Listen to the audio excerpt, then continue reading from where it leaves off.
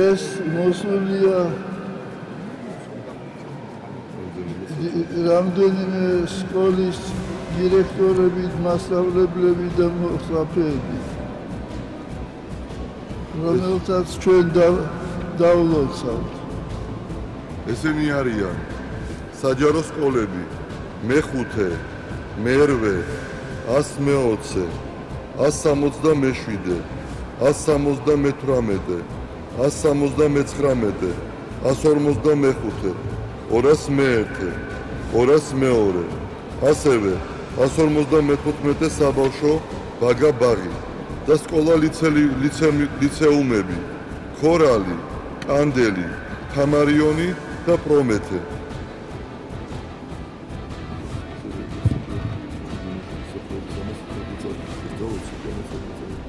ღმერთმა დაგლოცოთ, დაგახაროთ, ღმერთმა მოგცეთ აკადემიური წარმატება, ღმერთმა მოგცეთ სიბრძნე. მე მინდა ვთხოვო დირექტორებს და მასწავლებლებს, რომ არავითარ შემთხვევაში არ უნდა უთხრათ მოწაფეს, რომ შენ უნიჭო ხარ, იმიტომ რომ ეს სრულდება და სიტყვას აქვს დიდი ძალა. მე ასევე მინდა გითხრათ, რომ არიან ბავშვები, რომელთაც ჩვენ უწოდებთ ძნელად აღსაზრდელი ბავშვები, ასეთი მოუსვენარი ბავშვები. უნდა გახსოვდეთ, რომ უმრავლეს შემთხვევაში თუ ჩვენ მივცემთ იმათ სწორ მიმართულებას, ესენი გამოდიან გენიალური ადამიანები.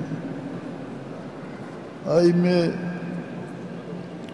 მოგიყვანთ ერთ მაგალითს. იყო ერთი ოჯახი და ჰყავდათ პატარა ბავშვი 6 წლის და მამამ გადაწყვიტა რაღაც საჩუქარი მიეცა მისთვის და მისცა მას ძალიან ლამაზი ცული. მამა წავიდა სამსახურში, ძალიან მოეწონა ეს ცული და გავიდა ბაღში და დასწრა მთელი ნერგები, ახლა დარგული ნერგები. და მამა რო დაბრუნდა, გაიგო ვინც გააკეთა და უთხრა მას, ის უკვე გრძნობდა თავის დანაშაულს. ნუ შეწუხდებიო შვილო, მე დავდგავ სხვა ნერგებს.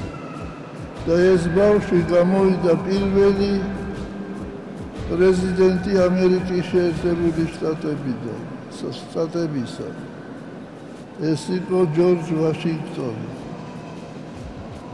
ასე რომ განსაკუთრებული ყურადღება უნდა მიაქციოთ ასეთ ძნელად აღსაზრდელ ბავშვებს.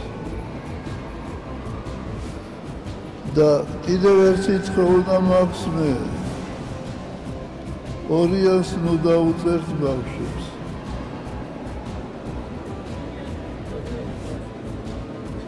თანახმა ხართ?